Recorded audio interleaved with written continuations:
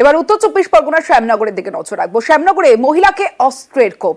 শ্যামনগরে ঘরে ঢুকে মহিলাকে মারধরের অভিযোগ। কি কারণে মহিলাকে মারধরের অভিযোগ, অস্ত্রের কোপ জানবো। অরুণ ঘোষ রয়েছে আমার সঙ্গে। অরুণ, কি থেকে ঘটনার সূত্রপাত, কেন মারধর করা হলো এইভাবে?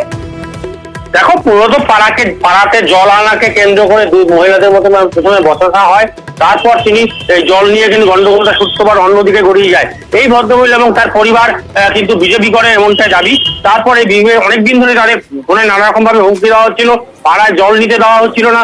এরপর কিন্তু আজকে তার উপরে চড়া হয়, ঘরে ঢুকে বেধড়ক মারধর করে, মহিলার মাথায় চপার দিয়ে কোপ দেয়। এমনই অভিযোগ তার। ব্যারাকপুর বীরেন বসু হসপিটালে কিন্তু তার মাথায় 4টি সেলাই পড়েছে, কিন্তু তার রক্তবমি হওয়াতে তাকে কিন্তু কলকাতা আরজি করে স্থানান্তরিত করা হয়েছে।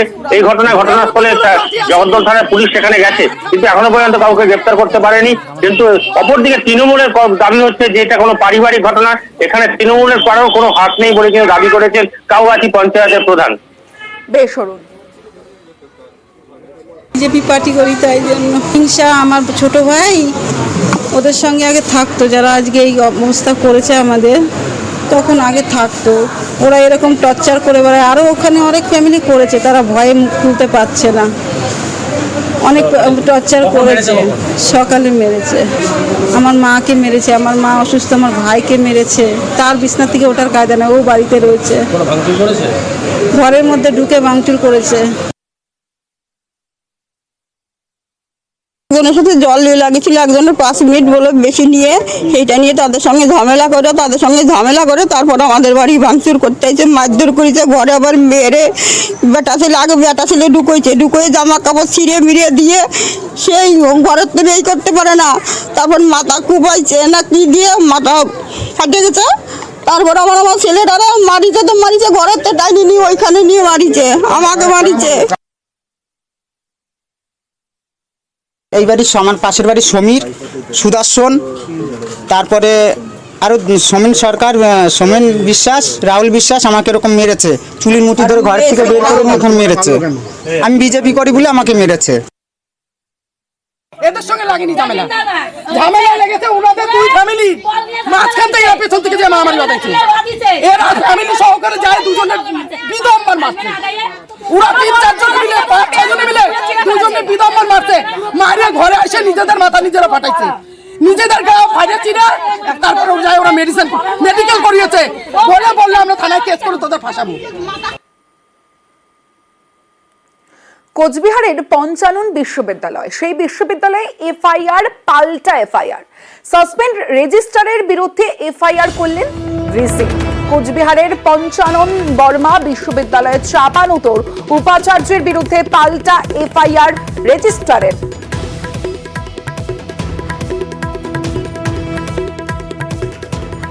আমার এমএসসি সার্টিফিকেট নেওয়ার জন্য আমি আজকে এসেছিলাম, কিন্তু এখানে এসে অফিসে যখন জিজ্ঞেস করলাম তো এখানে বলা হলো যে আজকে কর্মবিরতি চলছে, আজকে হবে না কিছু। করেননি বলতে অনেক দিক থেকেই তো এসেছে। আজকে সার্টিফিকেটটা যদি ইমার্জেন্সি কোনো কিছু থাকতো, অফিসিয়াল সার্টিফিকেট অন্ততপক্ষে দেওয়ার জন্য বা অফিসের কাজকর্ম করার জন্য, তাহলে এই হয়রানিটা হতে হতো। এখানে এসেছিলাম সার্টিফিকেট তোলার জন্য। এবার এখানে এসে শুনছি যে এদের নাকি কর্মবিরতি চলছে কয়েকদিন ধরে। তার জন্য তারা কাজ হচ্ছে না কোনো কিছু। কন্ট্রোল অফিস থেকে বললো যে সার্টিফিকেট তো দিতে পারবেন না উনি, কারণ হচ্ছে কেউই কাজ করছে না। অ্যাটলিস্ট ইমার্জেন্সি কাজগুলোর জন্য তাদের কোনো একটা আলাদা ব্যবস্থা রাখা উচিত। এর জন্য দেখা করতে এসেছি, মাইগ্রেশন তুলবো, কথা বলতে এসেছি। আচ্ছা, তো মাইগ্রেশন তোলা হলো আর কি বললো? না, হয়নি। কেন হবে না, কি বলেছে, কিছু জানিয়েছে? লোককেই পাচ্ছি না, আসলে কথা বলছি। এবার দেখাবো স্কুলের জমি দখল করে দোকান, আর সেই দোকান থেকে মাদক বিক্রির অভিযোগ। প্রতিবাদ করায় নিশানায় প্রধান শিক্ষক। চাঞ্চল্যকর অভিযোগ দক্ষিণ 24 পরগনার বজবজে। নিউজ 18 বাংলার খবরে তৎপর পুলিশ।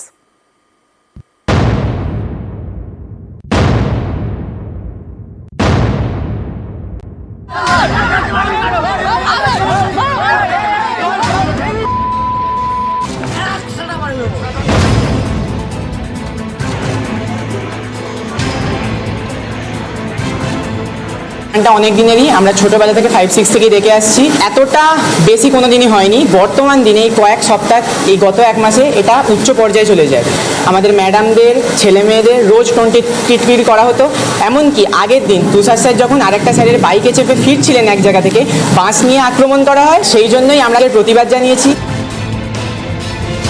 দক্ষিণ 24 পরগনার বজবজ 2 নম্বর ব্লকের বুড়ুল পঞ্চায়েত। এখানেই বুড়ুল হাই স্কুল।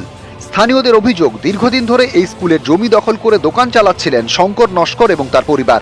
এই দোকান থেকে বিক্রি হতো মদ, গাঁজা। এও অভিযোগ, এই দোকান থেকে মাঝে মধ্যেই ছাত্রী ও শিক্ষিকাদের উদ্দেশ্যে কুমন্তব্য করা হতো। এর আগে কোনো প্রধান শিক্ষক ভয়ে মুখ খোলেননি, কিন্তু বর্তমান প্রধান শিক্ষক তুষারকান্তি মণ্ডল প্রতিবাদে সরব হন, কিন্তু তাতে লাভ হয়নি। দোকানের পাশে আরও একটি দোকান করতে শুরু করে দেন শঙ্কর নস্কর। প্রধান শিক্ষক তুষারকান্তি মণ্ডল ফের প্রতিবাদ করলে পড়ুয়া ও শিক্ষক শিক্ষিকাদের হুমকি দেওয়া শুরু হয় বলে অভিযোগ। এরই মধ্যে সোমবার টিফিন টাইমে প্রধান শিক্ষককে হেনস্থা করে শঙ্কর নস্কর তার পরিবার। তখন স্থানীয় কয়েকজন প্রতিবাদ করলে সেখান থেকে চম্পট দেয় শঙ্কর ও তার লোকজন। তখন বুড়ুল পুলিশ ফাঁড়িতে অভিযোগ জানান প্রধান শিক্ষক। অভিযোগ পেয়ে এলাকায় যায় পুলিশ। এরপর ছুটির সময় আসল নাটক শুরু হয়। অভিযোগ, পুলিশ কর্মীদের সামনেই বাঁশ লাঠি নিয়ে প্রধান শিক্ষকের ওপর চড়াও হয় শঙ্কর নস্কর ও তার লোকজন। প্রধান শিক্ষককে বাঁচাতে তখন ঝাঁপিয়ে পড়ে পড়ুয়ারা। ভেঙে দেওয়া হয় নির্মীয়মান দোকান।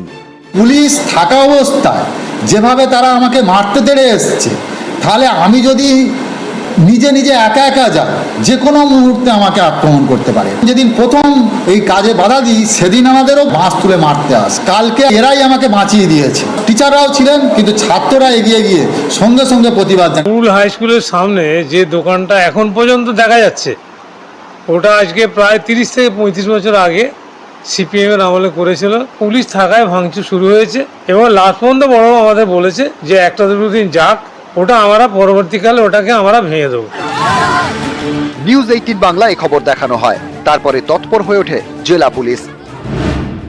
স্যারের সঙ্গে আমি কথা বলতে বলেছি। বুড়ুলের যে ফাঁড়ির চার্জে আছে পুষ্পক, ওকে, এবং আমাদের ডিএসপি বিষ্ণুপুর, আমি ওদেরকে বলেছি যে তোমরা যাও, হেড স্যারের কাছে কথা বলো, প্রয়োজনে তার কাছ থেকে কোথায় কি বিক্রি হচ্ছে বলে অভিযোগ আসছে তার একটা তালিকা করে নাও, দরকার হলে কমপ্লেন একটা নিয়ে নাও। তার ভিত্তিতে এবার আমরা অনুসন্ধান করব এবং ভবিষ্যতে আরো অ্যাকশন নেব। সমীর মণ্ডল, নিউজ 18 বাংলা। এই যে মানুষগুলোকে দেখছেন, এই মানুষগুলো 1-2 নয়, 25 জনের ছানি অপারেশন হয়, কিন্তু ছানি অপারেশনের পরেই অন্ধকার।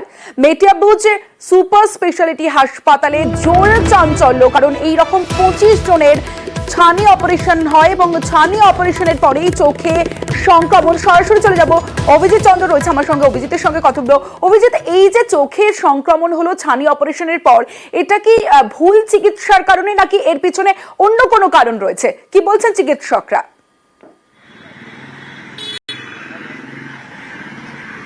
তমশ্রী, যে ঘটনা ঘটেছে সেটা মারাত্মক অভিযোগ, এবং এই রোগীর পরিবারদের যেটা অভিযোগ যে 25 জন, অর্থাৎ গত শুক্রবার এবং শনিবার দিন যে কজনের অপারেশন হয়েছিল, ছানি অপারেশন হয়েছিল এই মেটিয়াবুরুজ সুপার স্পেশালিটি হাসপাতাল বা নাদিয়াল হাসপাতাল নামে যেটা পরিচিত সেই হাসপাতালে, এবং তাদেরকে সোমবার দিন বা মঙ্গলবার দিন যাদেরকে নাদিয়াল হাসপাতালে যেতে বলা হয়, তারা গিয়ে দেখেন যে কেউই চোখে দেখতে পাচ্ছেন না, এবং যেটা প্রাথমিকভাবে যেটা মনে করা হচ্ছে বড় সড় সংক্রমণ, ইনফেকশন হয়েছে। এবং নাদিয়াল হাসপাতাল থেকে, অর্থাৎ মেটিয়াবুরুজ সুপার স্পেশালিটি হাসপাতাল থেকে প্রত্যেককে কলকাতা মেডিকেল কলেজের RIO অর্থাৎ রিজিওনাল ইনস্টিটিউট অফ অপথ্যালমোলজি সেখানে রেফার করা হয়। বহু কষ্ট করে সেখানে তারা এই রোগীরা ভর্তি হয়, এবং এখানেও এক প্রস্থ তাদের অপারেশন হয়েছে। এখনো পর্যন্ত কোনো নিশ্চয়তা নেই কারোর যে চোখের দৃষ্টি ফিরতে পারে, এ সম্বন্ধে কোনো নিশ্চয়তা নেই। এই যেমন একজন রোগীর পরিবার, আপনার নাম? মঞ্জিলা বিবি। আপনার কে ভর্তি? আমার মা। কি চোখে দেখতে পাচ্ছে? চোখে একটুও দেখতে পাচ্ছে না, যখন অপারেশন হয়নি পুরো দেখতে পাচ্ছিল, মানে দেখতে পাচ্ছিল, আর অপারেশন হওয়ার পরে দেখতেই পাচ্ছে না। তারপরে চোখে লাল যন্ত্রণা, চোখে একটা মানে প্রবলেম দেখা দিচ্ছে। বেশ অভিযোগ বোঝা যাচ্ছে, অর্থাৎ অপারেশনের আগে যারা চোখে দেখতে পেতেন, ছানি অপারেশনের পর তারাই চোখে দেখতে পাচ্ছেন না এখনো পর্যন্ত। সমস্যা মানে আমরা তো নাদিয়ালি থেকে করেছি, করে বাড়ি গিয়েছি, এইবারে মাথার যন্ত্রণা আর চোখ যন্ত্রণा, এই चोखटा तो एकदम देखते ही पाए ना। मेरा मोतियाबिंद हुआ था मोतियाबिंद में, तो वो ऑपरेशन किया, तो दूसरा दिन पट्टी खोला, तो हम डॉक्टर को देखा तो हमको नहीं दिखा, दवा डालना और दवा खाना ठीक हो जाएगा। डॉक्टर फोन करके हमको बुला करके सबको यहाँ भेज दिया, बोला इन्फेक्शन है। इन्फेक्शन में आँख तो 2 बार धुलाई किया, मोचा वहाँ प्रेजेंट ठीक होना चाहिए ना, तो और खराब हो रहा है।